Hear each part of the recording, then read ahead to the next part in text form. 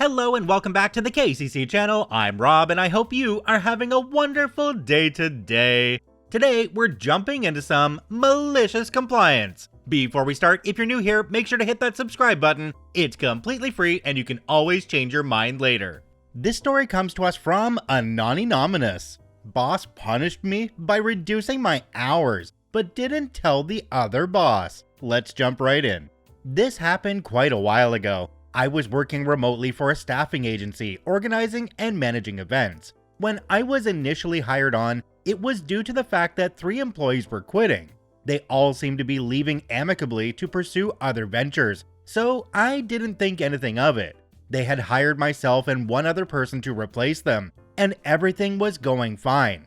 Over time, I started to notice little things here and there, like issues due to miscommunication between the owners, married couple, and a heavy workload. A few months in, I was assaulted and had been injured pretty badly. It was really difficult, obviously, but I worked remotely, so I was still able to work. I told my bosses I had an emergency and I was injured and needed to take time off. Almost immediately, one of the owners called and left an angry-sounding voicemail. I called him back and ended up having to tell him I had been assaulted and went to the hospital and all that. He seemed sympathetic, but near the end of the conversation, he noted that I was supposed to be managing an event that weekend, Friday to Sunday, and that they had no one else to manage it. He didn't do any of that, but his wife did. However, we always had at least 5 events we were organizing and managing at a time. I was afraid I would get fired, so I ended up having to work that weekend. It wasn't so bad, but I was in an incredible amount of pain. And due to my injuries, the doctor said that they couldn't prescribe me strong pain medication due to complications that may arise. I worked that weekend and pushed through. Shortly after that, they fired another employee and gave me her workload.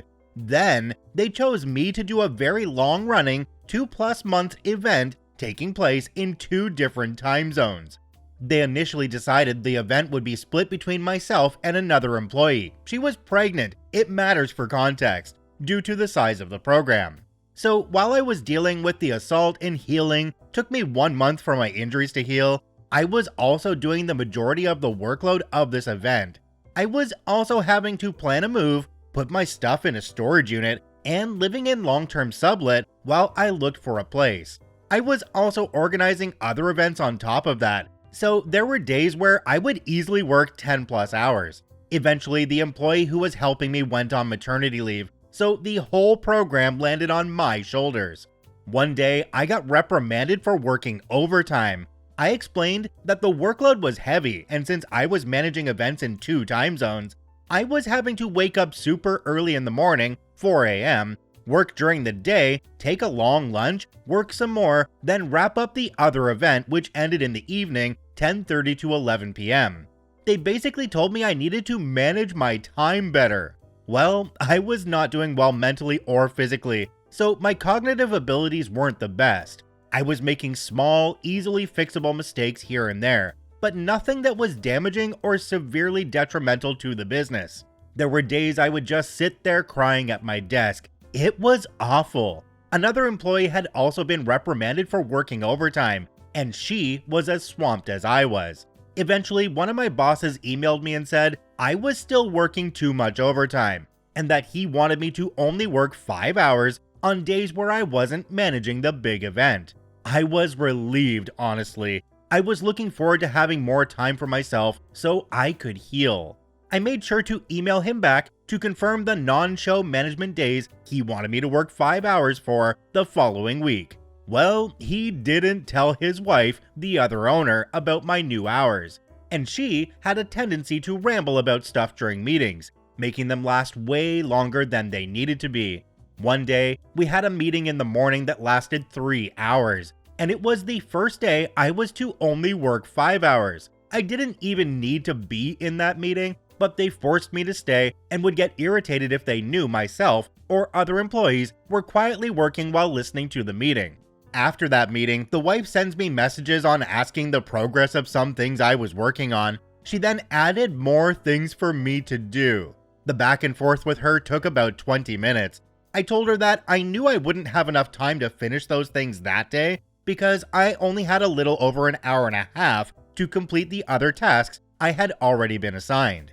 She had no idea what I was talking about, so I told her that her husband had reduced my hours on non-management days, and forwarded her our email exchanges where he confirmed I was only to work 5 hours that day. She got an attitude with me and said, "Well, these are high priority things and we need you to work on them. You can go ahead and work longer today." I told her I couldn't because I had confirmed a week prior and had made arrangements and was not able to work. So once I hit my 5 hours, I clocked out and put my phone on Do Not Disturb, ignoring all the messages she was sending me. She ended up having to work on all the tasks she had given me, late into the night. I continued to follow the new schedule, and they just dumped my workload onto other employees or had to do it themselves. I eventually got fired because they said that was basically the last straw, but I was so relieved and also got unemployment benefits even though they tried to fight it. Jumping down to the comment section on this one, there's one from a user called YParticle. It says, "Oh man, I'm so sorry. There's no way that could have ended well with that sort of dysfunctional family business. But you did the very best you could with what you had to work with. Perfect malicious compliance." OP responded to this one and said, "Thank you, it was toxic all around. The wife had a difficult time communicating in writing, so she would often jump around between topics, which made it hard to follow what she was referring to. I would have to copy and paste her messages into a document and organize it, and then list the items in order. It was such a headache, and she was often wrong. Both of them were, about stuff, but never admitted it. One day, the husband accidentally deleted important documents one of my coworkers had been working on, and just laughed it off. My coworkers were sweet, and we would help each other out as much as we could. If I found mistakes in their work, I would quickly fix it, in hopes that they wouldn't notice. We were all so stressed. They made both myself and another coworker cry during a meeting one time. The husband would practically yell at us and then lecture us over the tiniest mistakes. We had both cried because we were the ones working overtime and were just completely stressed by the workload. Yeah, OP, the owners here were obviously taking advantage of you. Another thing to think of here too though, is that they got rid of 3 people, but they only brought on 2. Now, those numbers seem kind of reversed to me because normally, if you fire one person and they're an expert at what they do, you need to bring on 2 people to cover that job. Or at least keep that person on long enough that they'll be able to train a replacement to cover things in the way that they do. But it doesn't sound like that happened in this situation. So that right there was a big red flag going in. 3 people fired, 2 people hired. Uh-oh. To wrap this one up, OP did mention in another comment that they found a better job after that, but it did take a while, and immediately after they were fired, they slept for like 4 days. This story comes to us from Leals87. Complain to me pretending to be a patient's father? Well, let's involve her parents then. Let's jump right in. I used to work at a very nice private hospital where the place looked like a hotel. The food was great and the service unrivaled. We were voted best private hospital in the country quite a few times, and all around people were happy and the care was great. The nurses were mostly old school, stern, but very passionate about patient care, with no time for anything that stops them from doing their job. My job was to focus on marketing and complaints, and to be honest, I didn't have a lot of work on the complaint side, but every now and again, something would come up. If there was an incident, the RNs would usually come and warn me to expect something, and give their side of the story. One morning, as I got to work, an RN was waiting at my door to update me on an incident the previous night. There was an 18-year-old patient who had a small operation, but was prone to dizziness and fainting. Now, slip and falls are a big thing in hospitals, and these incidents get monitored very closely. Since she was a slip and fall risk, they moved her to a private room right in front of the nurse's station so that she can be monitored throughout the day and night. One night, the tattoo-clad, older nurse's description, 20-something boyfriend comes to visit, and forgets that this is in fact a hospital and not a hotel. Old school, stern nurse realized something is amiss when the room's doors were closed and, after she pushed the door open, the curtains around the bed were drawn too. Seeing the privacy take second priority to a patient's healing and safety in a hospital, old school nurse wasn't having any of this. She pulls the curtain open, pulls the boyfriend out of the hospital bed, and gave them both a talking to. Tattoo boyfriend left soon afterwards, apparently furious that his evening was ruined. Sure enough, 2 hours after the nurse visited my office, I get a mail from the patient's father, detailing how his daughter's privacy was invaded the previous night, how she had a private conversation with her boyfriend, and how they were unfairly treated by a nurse. I was surprised that an older gentleman would write an email to a hospital with so many spelling errors and complete lack of punctuation. But the email address, something like tattooguy@gmail, was a total giveaway as to who the real author was. Now, technically, I was just able to reply on the email, detailing our experience and side of the story. However, sharing private patient information on an email to an unconfirmed email address is bound to get me in serious trouble. So I did what any sane and perhaps slightly malicious person would do. I called document control and asked them to pull the email address on file for me. This happened to belong to her mom. I forwarded the email to her, mentioning that I received the following email from her daughter's father. But since she is the contact person on file, and we need to stick with the people that we have permission to contact, may she be as kind as to share our response with him. I then detailed what the nurse told me about the patient being a slip and fall risk that requires constant monitoring, about the boyfriend visiting, about the door and curtain being closed, and the nurse catching them in the hospital bed together. I apologized on behalf of the nurse for invading their privacy, but explained that open doors are protocol to ensure a patient's safety, and our main priority is getting a patient safe, healthy, and back at home as soon as possible. I ended the mail with my contact details and invited her to contact me if she has any further questions. Well, if the parents didn't know about the incident, they knew now. I am told the daughter was well behaved for the remainder of the time, and the boyfriend didn't stop by once during the rest of the patient's stay. So, lessons learned: don't include your parents' details on your hospital file as your main contact details if you don't want them contacted. Don't try and catfish a hospital employee, and respect a hospital for what it is, a place of healing and not a hotel. Okay, I really like this story. Would you not like to be a fly on the wall when the actual father of the patient gets a hold of Tattoo Guy? Could you imagine how that conversation would go? There's a reason why Tattoo Guy never came back to the hospital. It's because the fear of actual dad had gotten to him. Now, another way to look at this one though is if this patient was 18, why did they even bother responding to that email? Sure, it was a complaint, but they could tell it wasn't coming from an actual parent just by the email address on file. I'm not quite understanding why they wouldn't just go back to the patient and say, hey, you're an adult, let's deal with this. We both know this wasn't one of your parents contacting us, so here's your warning, you need to deal with this. This next story comes to us from Annika. You know how it's done? Right then, let's jump right in. So, about 15 or so years ago, I was working in a little metal working firm. 2 brothers owned, 30 or so workers, metal casting, further processing up to and including wires and other things. Bad explanation is bad. We had about 5 women working in production, me, my mom, and 3 others. One of them was the unofficial sweetheart of one of our bosses. Karen, changing the name for privacy, couldn't do wrong. Whatever went wrong wasn't her fault, ever. I had a run-in with her a few times already, and it wasn't the best. But I'm more of the silent type. Let others do what they want, I'll do my thing, etc.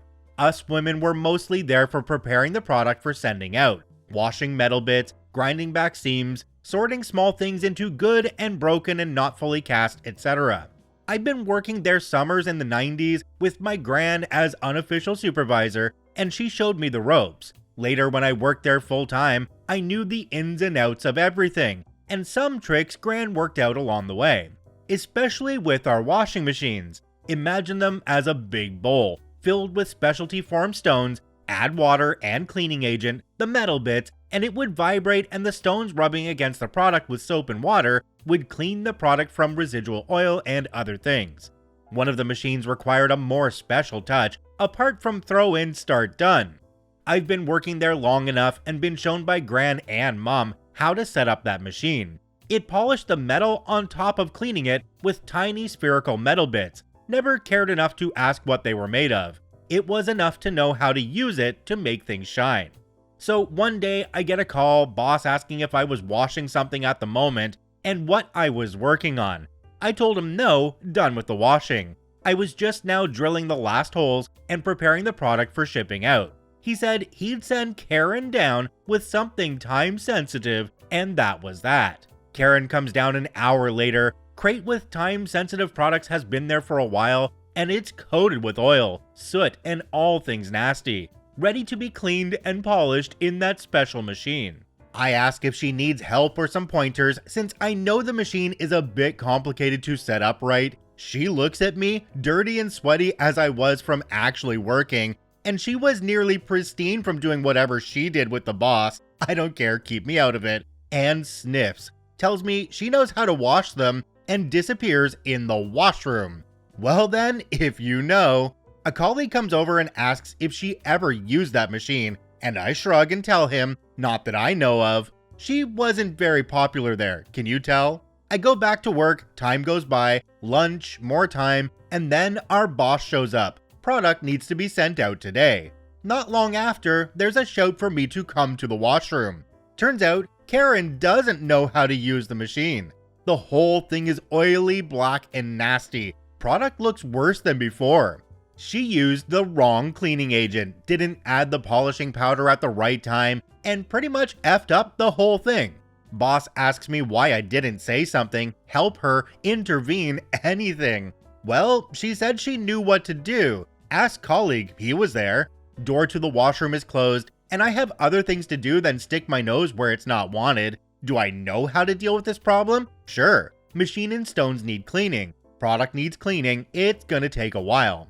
In the end, Karen was allowed to finish my dirty work, and I spend the rest of the day cleaning up her mess. I wasn't allowed to leave the washroom, boss's orders. So I started a washing cycle with the right agent and no product in to clean the machine and stones. Sat down and did nothing.